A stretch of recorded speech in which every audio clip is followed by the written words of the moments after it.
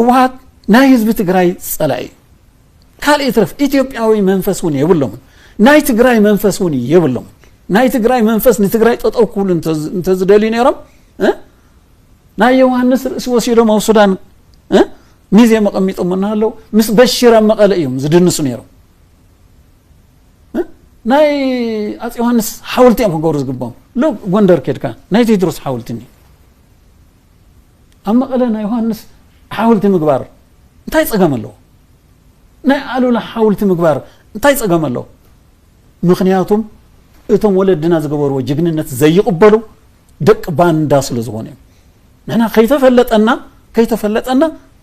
ደቅ ባንዳ እቱ ውድም ወሲዶም I'm sorry እዚ خبل يزبلካ ምሳይ ዝተቃለሱ ብጾት ጭልጥ ኢሎም ከይዶም ትግራዋይነቶም ከምዚ ምግባሮም ኢና አይዘዛርበን ዘሎ እምበር ኩሎም ኣሕዋትና እዮም